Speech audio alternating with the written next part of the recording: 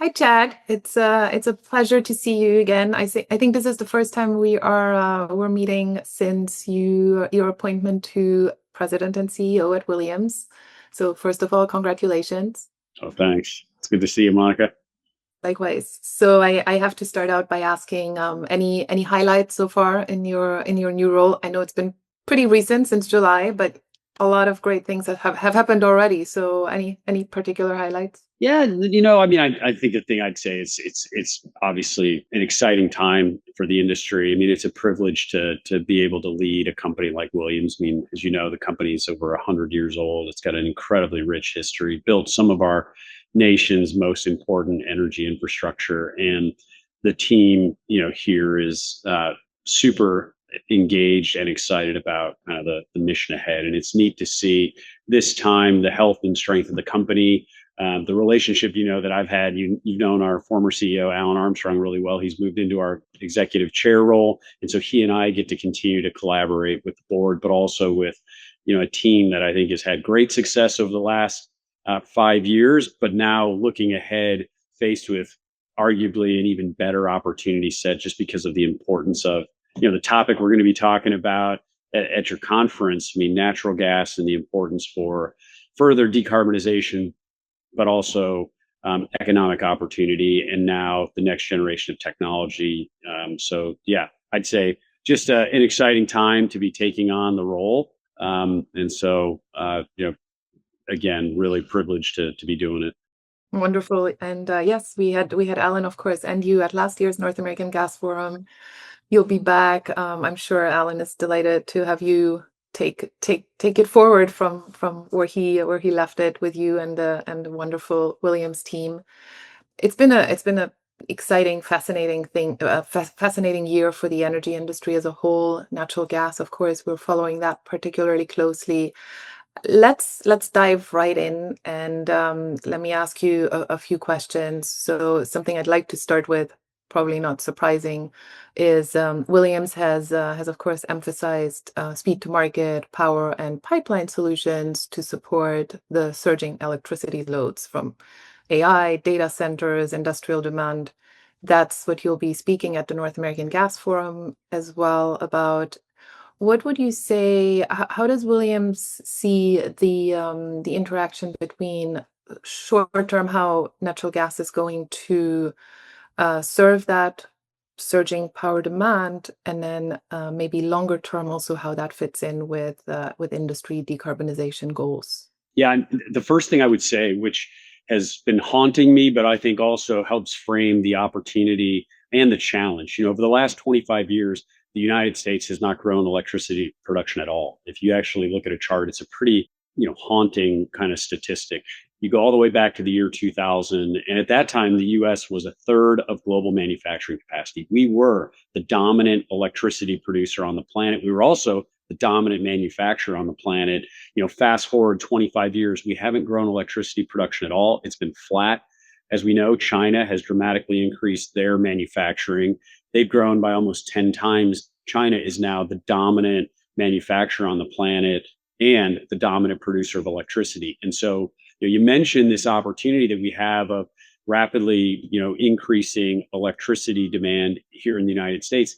That's something that hasn't existed for 25 years. And so the idea that that's going to be an easy, treadmill to get back on and run, we haven't been exercising those muscles now for 25 years. And when you think about the need for speed with the opportunity that we have ahead of us, there really is no other solution that we see at scale that we can dispatch to meet the need. And that's why natural gas is going to be such an important part of this next generation of growth and opportunity in the United States. And frankly, will be the key enabler. And if we don't build enough infrastructure, could also be, a limiting factor in us reaching our full potential. And so when we think about the important, market fundamentals behind our business and why we're so focused on natural gas infrastructure, I mean, that's why we need reliable, affordable, low emissions energy, but we also need speed, and we need to be able to dispatch energy rapidly.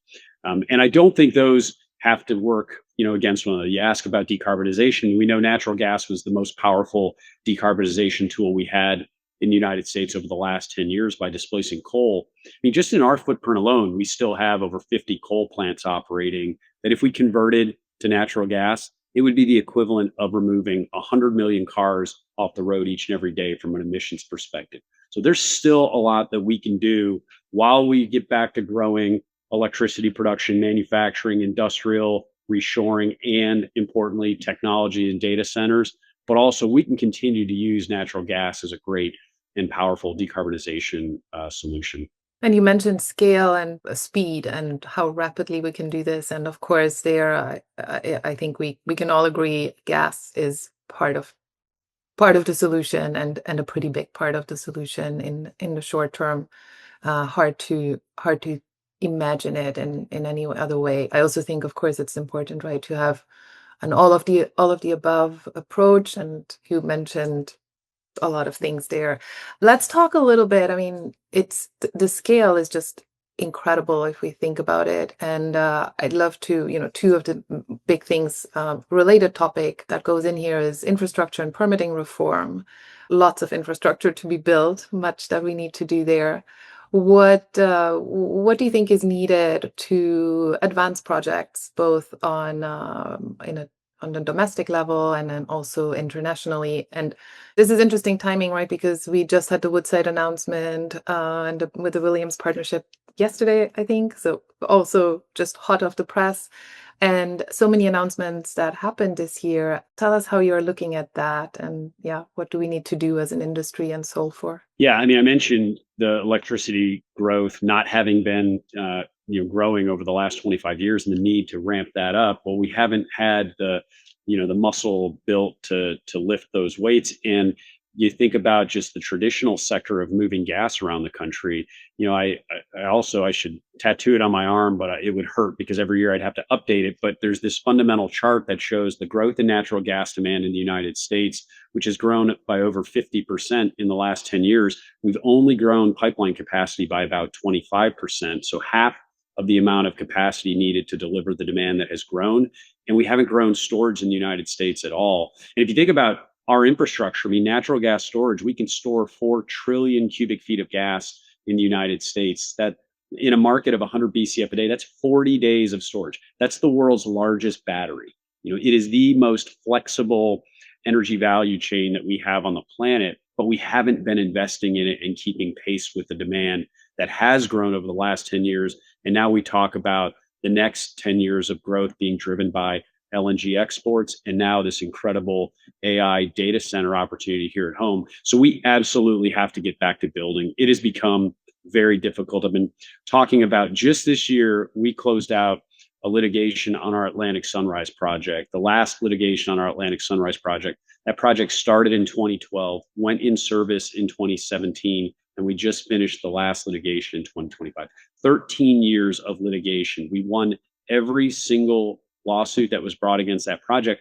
And that's not unique to us. It's not unique to pipelines. That's unfortunately why we haven't grown electricity in the United States over the last 25 years. It's why we haven't kept up with demand. And it is limiting our nation's potential. It's also driving up consumer costs. Ultimately, people pay for that increased challenge and cost of expanding infrastructure. And so, there are some pretty simple fixes. We've proposed 2 primary fixes. One is a little technical. It's a water crossing permit issue that, we think the FERC, and I know at the conference we'll have Chair Rosner with us, and we think the FERC should take, when you get a federal permit, you shouldn't have a state that can block you with a water permit that they are delegated to issue.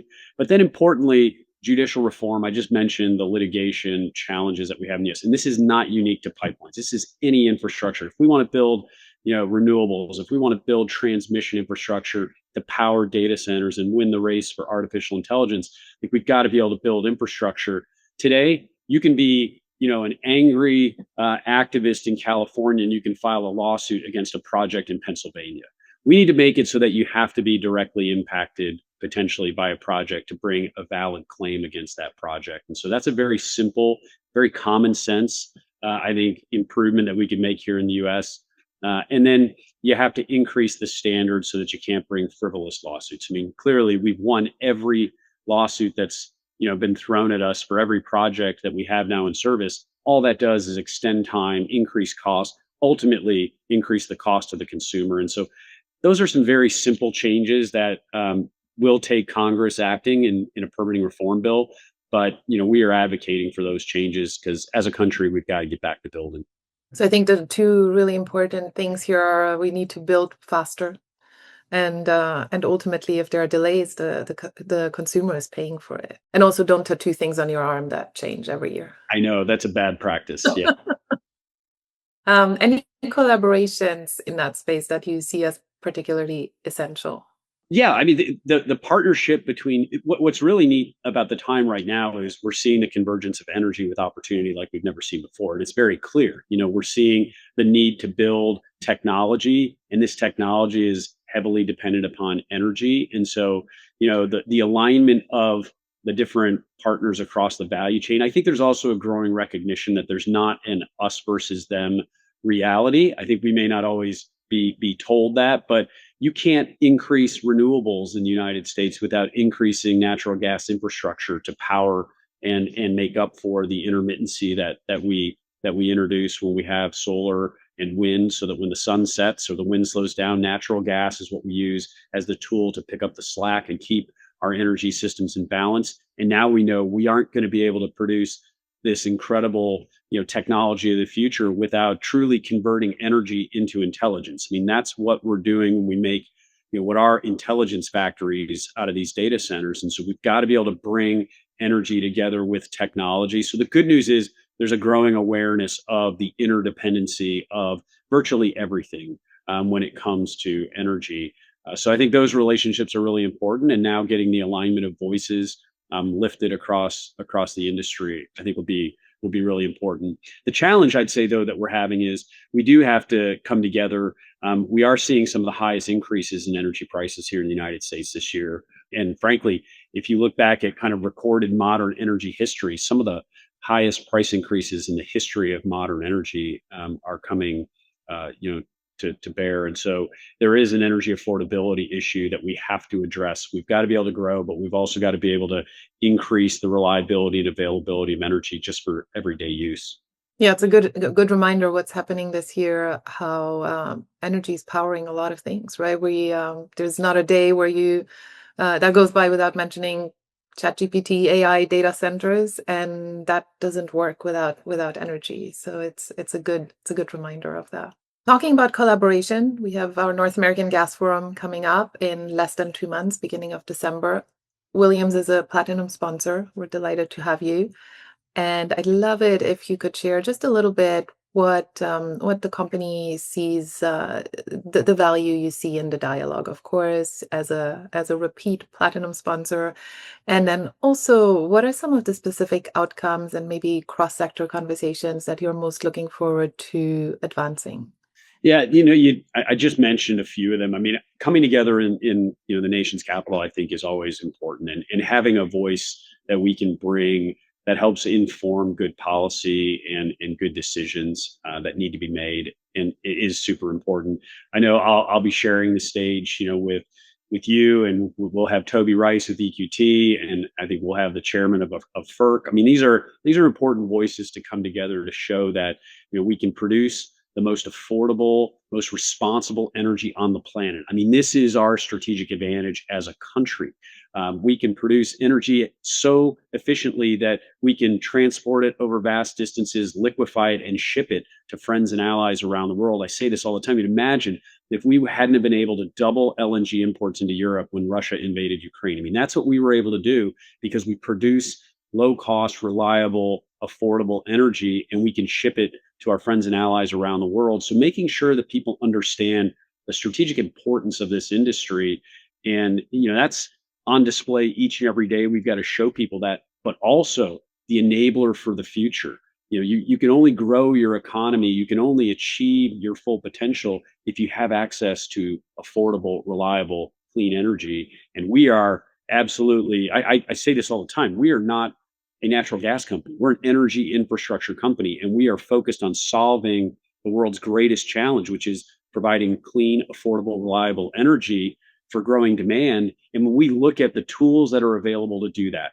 with speed, with efficiency, reducing emissions, but also making sure we have affordable, reliable energy. Today, we see natural gas as the most important enabler in achieving full potential. And so I think getting those messages heard and translating those into the actions that are going to be required, whether it's policymakers like the chairman of FERC, or it's companies that are going to be coming together to solve these problems. I think that's what makes this such an important forum. So we're really looking forward to being there. We get a lot out of it. We're always grateful for your leadership. Thank you, Chad. It's been an absolute pleasure to start the conversation here, and we very much look forward to continuing it at the North American Gas Forum. Thank you for sharing your thoughts, and again, congratulations on the new appointment. And I'll ask you in DC what were the highlights between now and then. You'll be a little further in the role. Yeah, hopefully won't have screwed it up by then. I have faith. Thanks, Monica.